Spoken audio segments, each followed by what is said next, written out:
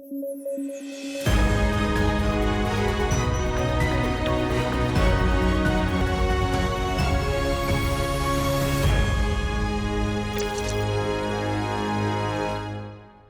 News at 9 programme में आपका स्वागत है। मैं हूं अमृत उपाध्याय। आइए देखें आज की हेडलाइंस। पाकिस्तान ने शिमला समझौते को किया सस्पेंड। 1971 के भारत पाक युद्ध के बाद हुआ था यह समझौता। नए देश के रूप में उभरा था बांग्लादेश।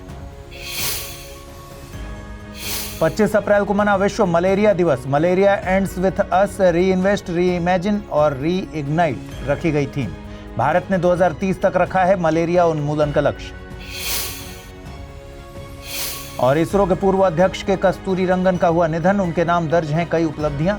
पश्चिमी घाट के संरक्षण पर बनी समिति के रहे थे अध्यक्ष।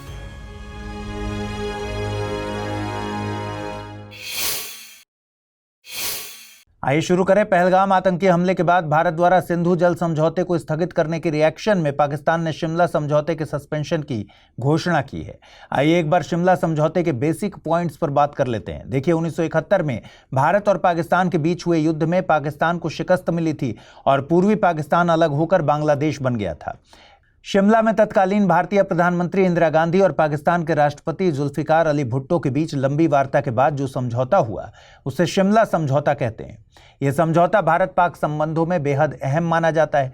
इस समझौते में भारत चाहता था कि सारे मुद्दे केवल द्विपक्षीय बातचीत से सुलझे, वहीं पाकिस्तान कश्मीर के मुद्दे को अंतर्राष्ट्रीय मंच पर उठाने की गुंजाइश चाहता था। आखिरकार शिमला समझौता हुआ। इस समझौते का मकसद भारत और पाकिस्तान के बीच मैत्रीपूर्ण और सौहार्दपूर्ण संबंधों को बढ़ावा देना और शांति स्थापित करना था। इस पर 2 जुलाई 1972 को तत्कालीन भारतीय प्रधानमंत्री इंदिरा गांधी और पाकिस्तान के राष्ट्रपति जुल्फिकार अली भुट्टो ने हस्ताक्षर किए। इस समझौते के जरिए तय हुआ कि भारत और पाकिस्तान आपस के सभी विवाद शांति से और केवल द्विपक्षीय वार्ता से सुलझाएंगे। मतलब यह कि किसी तीसरे देश या संगठन की मध्यस्थता नहीं होगी। समझौते के तहत तय किया गया कि दोनों देश एक दूसरे की सीमाओं और राजनीतिक आजादी का सम्मान करेंगे। इस समझौते का अनुच्छेद 1 कहता है कि the two countries India and Pakistan have agreed that the principles and purposes of Charter of the United Nations shall govern the relations between them. The two countries shall settle their differences by peaceful means through bilateral negotiations or by any other peaceful means mutually agreed upon. समझौते में दोनों देशों के विवादों को द्विपक्षीय स्तर पर सुलझाने की बात की गई है, लेकिन पाकिस्तान कश्मीर मुद्दे में UN, organisation of Islamic cooperation, चीन और यूएसए को शामिल करता है, जो कि दिखाता है कि समझौते के तहत किए गए कमिटमेंट्स पर पाकिस्तान खरा नहीं उतरा।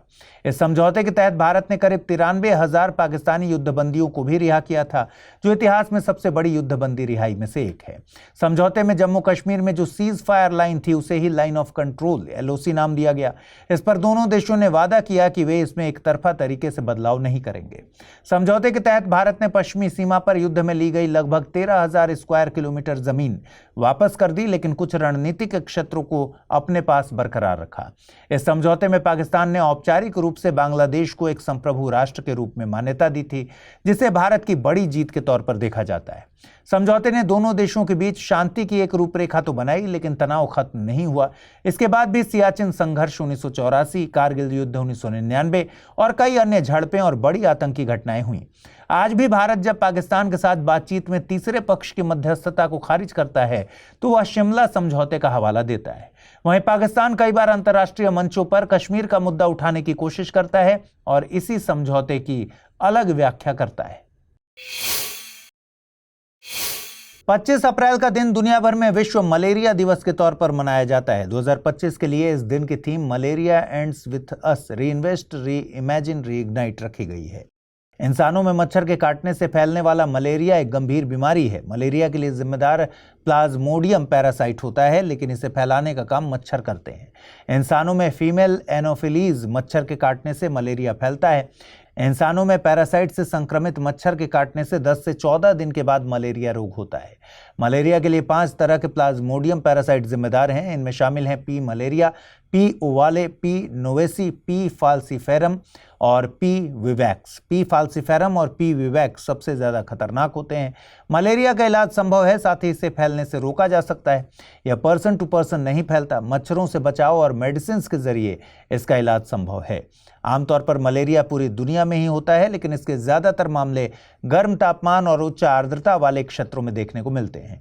इसलिए पूरी दुनिया में मलेरिया के 94% मामले अफ्रीका रीजन में देखने को मिलते हैं।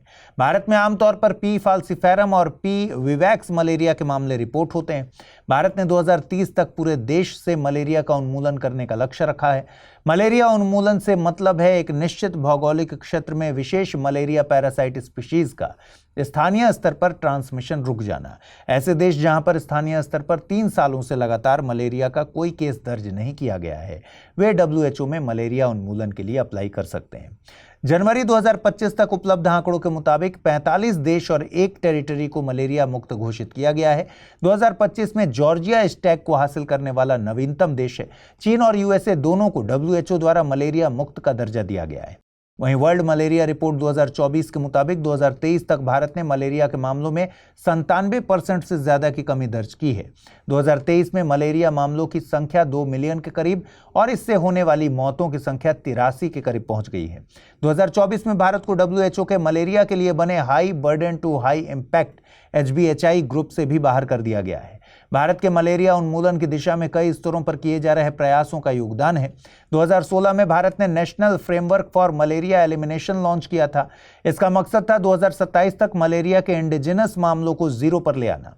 इसी फ्रेमवर्क पर based national strategic plan for malaria elimination को लॉन्च किया गया है, जो कि टेस्टिंग, ट्रीटिंग और ट्रैकिंग के अप्रोच पर आधारित है। इसके अलावा इंटीग्रेटेड हेल्थ इंफॉर्मेशन प्लेटफॉर्म के जरिए रियल टाइम में डेटा ट्रैकिंग का काम किया जा रहा है। दोस्तों, मलेरिया के फैलाव में मच्छरों की बड़ी भूमिका होती है, इसलिए भारत ने अपनी रणनीति में इंटीग्रेटेड वेक्टर मैनेजमेंट को सेंटर में रखा है। इसमें इंडोर रेसिडुअल स्प्रेइंग यानी IRS और लॉन्ग लास्टिंग इंसेक्टिसाइडल नेट्स यानी LLINS ने मच्छरों की संख्या और ट्रांसमिशन साइकिल को कम करने में मदद की है। मलेरिया को लेकर भारत के 2 टारगेट्स को याद रखिए। एक है 2030 तक मलेरिया उन्मूलन का लक्ष्य, यानी मलेरिया को बिल्कुल खत्म कर देना। वहीं दूसरा लक्ष्य है 2027 तक स्थानीय स्तर पर मलेरिया के मामलों की संख्या को 0 पर ले आना। अगर आप IAS की तैयारी करते हैं तो आपके पास है एक सुनहरा मौका। IAS की संपूर्ण तैयारी को ध्यान में रखकर स्टडी IQ लेकर आया है नया फाउंडेशन कोर्स, जिसमें आपको कराई जाएगी प्रीलिम्स से लेकर इंटरव्यू तक की पूरी तैयारी। फाउंडेशन कोर्स में आपको 1000 घंटों से ज्यादा की live classes, 1-to-1 mentorship, daily current affairs, test series, CSET की क्लासेस, प्रीलिम्स और मेंस रेजिडेंशियल प्रोग्राम और इंटरव्यू गाइडेंस प्रोग्राम तो मिलता ही है। साथ ही सबसे बड़ी सुविधा के तौर पर आपको मिलती है प्रीलिम्स पास करने पर पूरी फीस वापस की गारंटी। इसके अलावा टेस्ट में टॉप करने पर आपको हर महीने मिलेगा 11,000 रुपीज जीतने का मौका। तो तुरंत कीजिए अमृत लाइव कोड का यूज और जुड़िए सबसे कम प्राइस में हमारे बैच के गोल्ड, प्लैटिनम और डायमंड प्लान के साथ। अगर फिर भी कुछ कंफ्यूजन हो तो डिस्क्रिप्शन में दिए गए लिंक पर क्लिक कर दीजिए या फिर amrit@studiiq.com पर मुझे मेल कर दीजिए। ओडिशा के सुंदरगढ़ जिले में विरोध प्रदर्शन के दौरान एक आदिवासी व्यक्ति की अर्थ मूवर मशीन के नीचे आ जाने से मौत हो गई। इसके बाद NCST यानी national commission for scheduled tribes, राष्ट्रीय अनुसूचित जनजाति आयोग ने इस पर स्वतः संज्ञान लिया। कमीशन के मुताबिक राउरकेला स्टील प्लांट द्वारा एक रेलवे लाइन प्रस्तावित है, जिसका विरोध स्थानीय आदिवासी समुदाय के द्वारा किया जा रहा था। इसी दौरान ये घटना घटी है। कमीशन ने सुंदरगढ़ जिले के कलेक्टर और SP से इस पर रिपोर्ट मांगी है। आपको बता दें कि NCST एक संवैधानिक निकाय है। इसका गठन संविधान के अनुच्छेद 338A के जरिए किया गया है। इस अनुच्छेद को संविधान में 89वें संविधान संशोधन अधिनियम 2003 से जोड़ा गया था। यह कमीशन देश भर में अनुसूचित जनजातियों के अधिकारों के सुरक्षित करने और उनके विकास के लिए जिम्मेदार है। कुछ मामलों में कमीशन को सिविल कोर्ट की शक्तियां हासिल हैं। इन मामलों में भारत के किसी भी भाग से किसी भी व्यक्ति को बुलाना और हाजिर कराना, किसी डॉक्यूमेंट की जरूरत पड़ने पर हलफनामे पर एविडेंस के लिए, इसके अलावा किसी कोर्ट से पब्लिक रिकॉर्ड की मांग के लिए, और ऐसा कोई भी मामला जिसे राष्ट्रपति नियम बनाकर इसकी शक्तियों में शामिल है। कमीशन की संरचना की बात करें तो इसमें एक अध्यक्ष, एक उपाध्यक्ष और 3 सदस्य शामिल होते हैं। 3 सदस्यों में कम से कम एक महिला का होना अनिवार्य है। अध्यक्ष का पद यूनियन कैबिनेट मिनिस्टर की रैंक का होता है, वहीं उपाध्यक्ष का पद मिनिस्टर ऑफ स्टेट के बराबर रैंक होल्ड करता है। सदस्यों की रैंक भारत सरकार में सचिव के पद के बराबर होती है। वर्तमान में कमीशन के अध्यक्ष अंतर सिंह आर्या हैं। अध्यक्ष समेत सभी सदस्यों का कार्यकाल 3 साल का है। इन सभी की नियुक्ति भारत के राष्ट्रपति द्वारा की जाती है। इसरो के पूर्व अध्यक्ष के कस्तूरीरंगन का निधन हो गया है। वे इसरो के अध्यक्ष पद पर 1994 से 2003 के बीच काबिज रहे थे।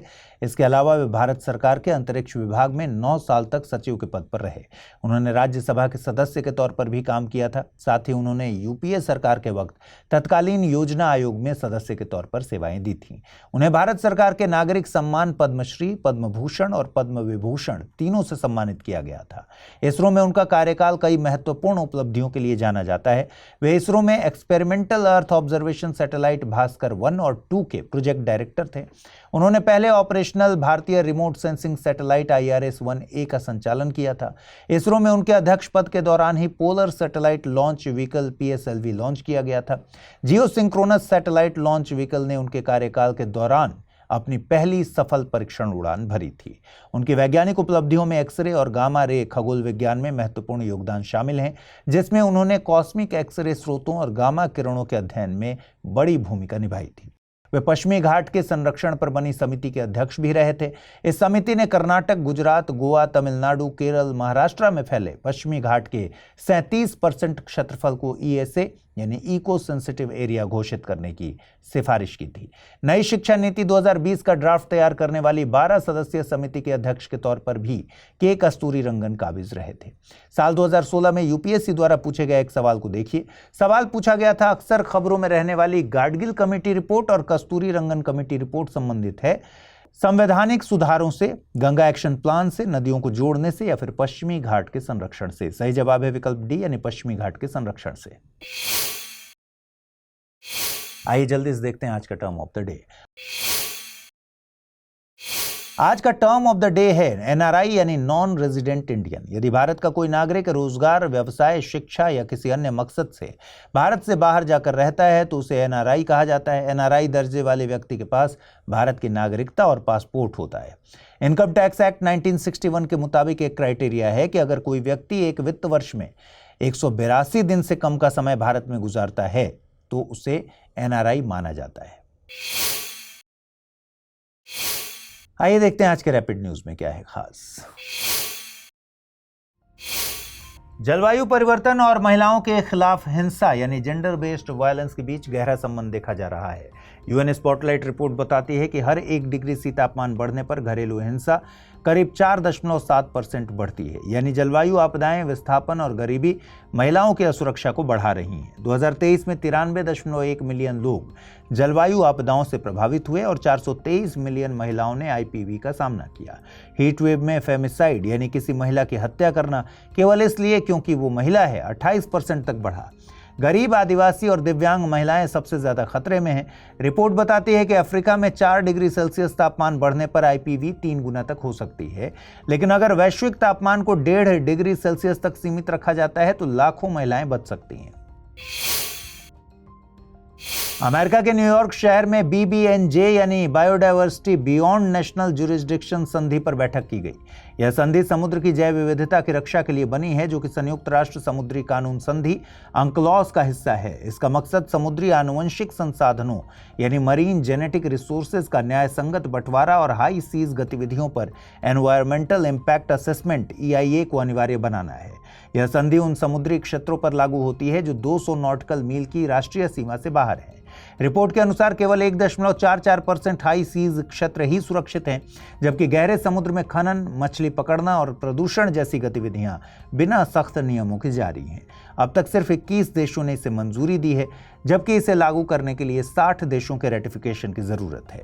भारत ने भी संधि पर हस्ताक्षर किया है, लेकिन अब तक इसे मंजूरी नहीं दी गई है। केंद्रीय स्वास्थ्य मंत्री ने राष्ट्रीय जीरो मीजल्स रूबेला उन्मूलन अभियान 2025-26 शुरू किया है। इसका लक्ष्य 2026 तक भारत से मीजल्स और रूबेला जैसी संक्रामक बीमारियों को पूरी तरह खत्म करना है, जिसके लिए एक्ट नाउ रणनीति के तहत सामुदायिक भागीदारी के जरिए संक्रमण को रोका जाएगा। यह अभियान स्वास्थ्य और परिवार कल्याण मंत्रालय द्वारा चलाया जा रहा है, जिसका मकसद सभी जिलों में 95% से ज्यादा टीकाकरण कवरेज को हासिल करना है। आपको बता दें कि भारत को 2024 में मीजल्स और रूबेला चैंपियन अवार्ड भी मिला है। इंडियन सिविल सोसाइटीज ने भारत सरकार से क्लोरपाइरिफॉस पर पूर्ण प्रतिबंध की मांग की है। ये एक ऑर्गेनोफॉस्फेट कीटनाशक है जो कपास, धान, मक्का जैसी फसलों में यूज होता है। यह मस्तिष्क की नसों पर असर डालता है और बच्चों में IQ घटाने, याददाश्त कमजोर करने जैसी गंभीर समस्याएं पैदा करता है। यह रसायन वातावरण में लंबे समय तक रहता है और हजारों मील दूर तक फैल सकता है। यह मधुमक्खियों और जलीय जीवन को भी नुकसान पहुंचाता है। दुनिया के 40 से अधिक देशों ने इसे बैन किया हुआ है, लेकिन भारत में यह अब भी इस्तेमाल होता है। ग्लोबल लेवल पर रॉटरडैम कन्वेंशन के तहत खतरनाक रसायनों और कीटनाशकों के व्यापार में पूर्व सूचित सहमति यानी प्रायर इन्फॉर्म्ड कंसेंट जरूरी है, जबकि स्टॉकहोम कन्वेंशन इस तरह के खतरनाक रसायनों को खत्म करने की बात करता है। भारत में मस्क डियर यानी कस्तूरी हिरण के संरक्षण की हालत चिंताजनक है। यह प्रजाति IUCN के अनुसार संकटाग्रस्त यानी इंडेंजर्ड है और वाइल्ड लाइफ प्रोटेक्शन एक्ट 1972 के तहत संरक्षित है। फिर भी जू में इसका कोई प्रजनन कार्यक्रम नहीं चल रहा। CZA यानी सेंट्रल जू अथॉरिटी की हालिया रिपोर्ट बताती है कि कस्तूरी हिरण की प्राकृतिक आवास में आबादी का कोई ताज़ा अनुमान नहीं है। इसके अलावा चीन ने हिरण को बिना नुकसान पहुंचाए कस्तूरी निकालने की तकनीक विकसित कर ली है, जबकि भारत में प्रजनन के लिए शुद्ध नस्ल तक नहीं है। इसलिए विशेषज्ञ अधिक फंडिंग, जीनोमिक रिसर्च और सही डेटा की मांग कर रहे हैं। आइए देखते हैं आज के बुलेटिन पर आधारित सवाल। पहला सवाल है, राष्ट्रीय जीरो मीजल्स रूबेला उन्मूलन अभियान के तहत मीजल्स और रूबेला बीमारियों के उन्मूलन का लक्ष्य किस वर्ष के लिए निर्धारित किया गया है? 2025, 26, 27 या फिर 30? दूसरा प्रश्न है, राष्ट्रीय अनुसूचित जनजाति आयोग के संबंध में निम्नलिखित कथनों पर विचार कीजिए। राष्ट्रीय अनुसूचित जनजाति आयोग एक संवैधानिक संस्था है। इसका जिक्र भारतीय संविधान के अनुच्छेद 338A में किया गया है। इसके अध्यक्ष के पद पर अनुसूचित जनजाति के सदस्य को ही नियुक्त किया जा सकता है।